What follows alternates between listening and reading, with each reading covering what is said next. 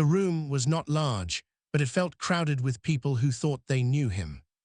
Someone had just finished a light question about touring, something he brushed off with a half smile. Then another voice followed, softer, closer, carrying a question that did not sound dangerous at first. The air changed before he did. Elvis Presley did not lean forward, did not joke, did not reach for an easy story. His eyes went somewhere past the people in front of him, past the walls, past the safety of the room. For a few seconds, nobody understood what had happened. This was Elvis at home, no cameras, no reporters, only people who believed they were on the safe side of his life. They expected another charming answer, maybe a memory from Graceland that made everything feel lighter.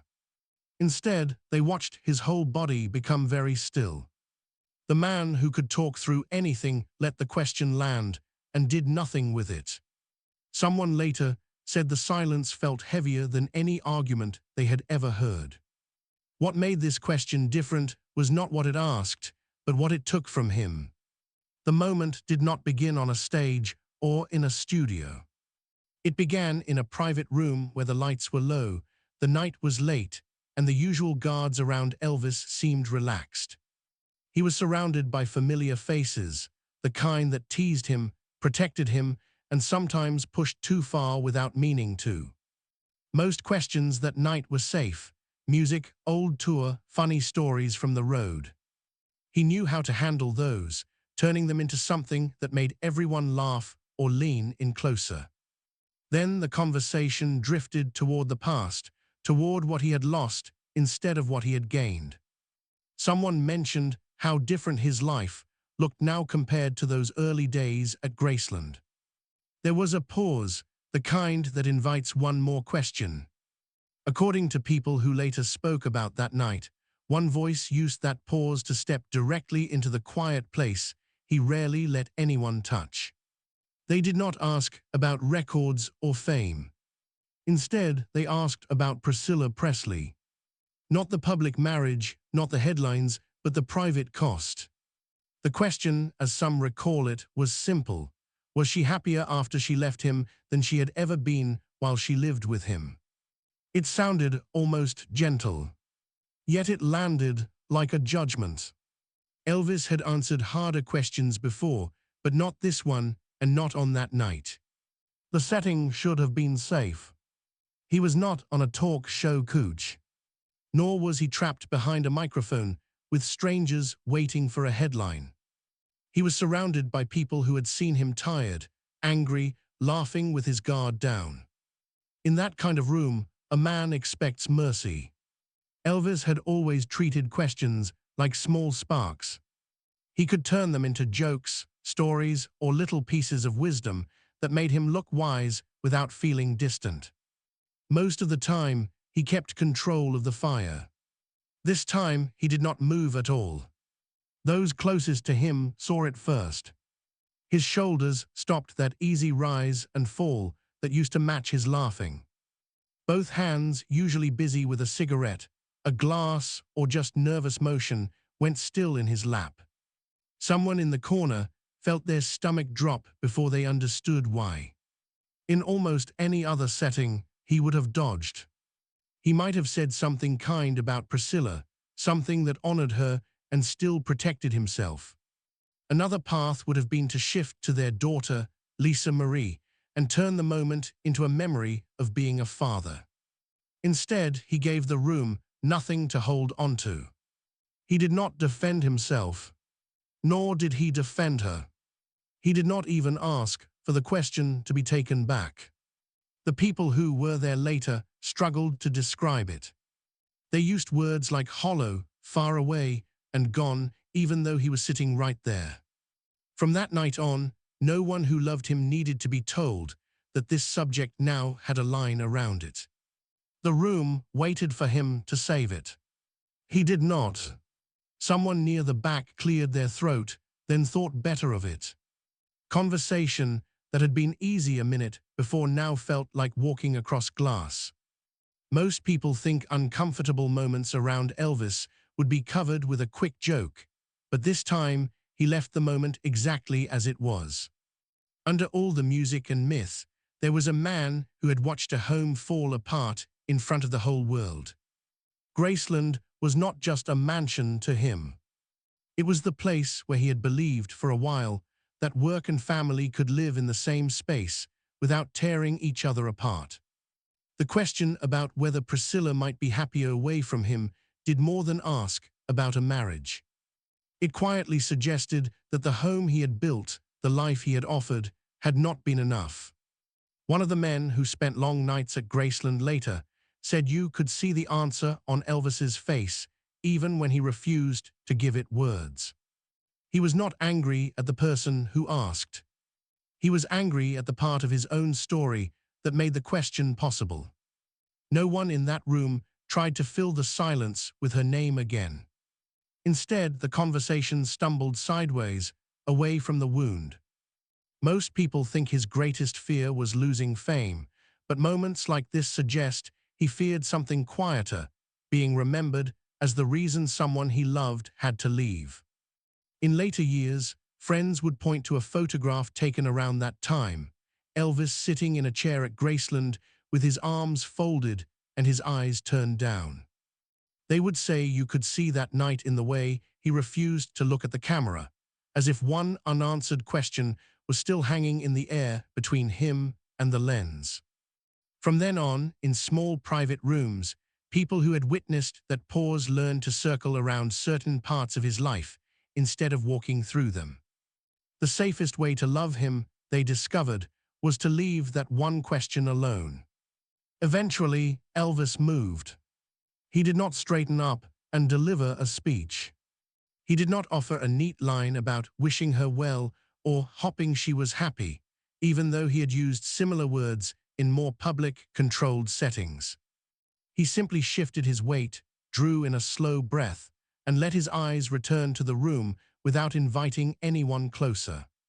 When he finally spoke, it was not to answer. He asked for another topic. Not sharply, not cruelly, just firmly enough that everyone there understood the door had closed. There was no laughter to smooth it over. No story from the early days to soften the edge. What was missing from his voice mattered as much as the words themselves. He did not say her name. He did not say the word marriage. He did not say mistake, even though the question had quietly suggested that word. Silence did the work those words would have done. People close to him said the night did not explode, it folded in on itself. After that, time with Elvis in small rooms changed in ways that are easy to miss if you only look at the big public moments. Friends became more careful about how they mentioned the past, especially anything that involved Graceland as a family home instead of a landmark. The man who had once shared stories freely began to leave certain chapters untouched. One witness recalled that in later gatherings, if a conversation drifted too close to that same territory, Elvis would grow quiet just a little faster, as if he did not need the question to be spoken to feel it. Most fans think the biggest turning points in his life happened under bright lights, but for the people who were there, this small, private decision not to answer said more about where his heart was than any stadium performance. Nothing dramatic happened on paper that night. No headlines, no public statement, no official change. Yet from that moment on, there was a new rule that did not need to be written down. The room had learned what kind of question could end an entire part of his story with a single silence. In the days after that night, nothing obvious changed. There were still laughs. There were still long evenings where music played and stories drifted through the house. From the outside, Elvis Presley seemed to move through his routine as he always had. The cost of that question did not show up on a calendar. It showed up in the way certain subjects no longer crossed his lips. People close to him noticed that when talk turned to family, he steered it gently toward childhood, toward Tupelo, toward his parents. The middle years, the marriage years, the years when Graceland was a shared home instead of a symbol began to feel shorter in his stories. It was as if he was cutting out one chapter of his life, not because it did not matter, but because it mattered too much to open in front of others. Some recall that he became less patient with questions that tried to measure his worth as a husband instead of as an artist. He would answer politely in public, but in private, he had less energy for explaining, defending, or correcting. At Graceland, the house everyone knows from postcards and tour, the staff and inner circles slowly learned which memories were still welcome and which were not. They could talk about the music room. They could talk about the jumpsuits, the fans, the shows. But if a story began with, "When you and Priscilla," it often died before the sentence finished. No one had to be told why. The cost of that one unanswered question was trust. Not the loud, dramatic kind that breaks with shouting. The quiet kind that decides what a man will share when the world is not listening. There is a reason many of the warmest stories fans know about his marriage come from other people's mouths, years later, instead of from his own. He had already decided which parts of that life the world would never get to hear in his voice again. The cost was invisible, but everyone close to him paid it every time they chose silence over curiosity. Most fans meet Elvis Presley through recordings, films, and a handful of famous interviews. They study the way he laughs, the way he moves, the way he seems able to handle any pressure with a smile. It is easy to believe that a man like that could answer anything. But moments like this one reveal another side of his legacy. They show that his life was not just built on the things he said, but on the things he refused to say. When people look back at his relationship with Priscilla Presley, they often focus on the public story. The wedding, the photographs, the separation, the official lines about respect and wishing each other well. Those details have their place, but they do not explain why one simple question in a small room could shut down an entire part of his heart. This silence suggests that, behind the public statements, he carried a private sense of failure that he did not know how to put into words without breaking something inside himself. Reports from people who were there paint a picture of a man who felt deeply responsible for the pain around him, even when the world was still cheering his name. Seen through that lens, the unanswered question becomes more than an awkward moment. It becomes a map of where he drew the final line between his stage life and his home life. For all the times Elvis seemed larger than life, this is one of the rare places where his legacy feels very human. It reminds us that even icons have limits, and sometimes the truest thing they ever say is the thing they decide not to say at all.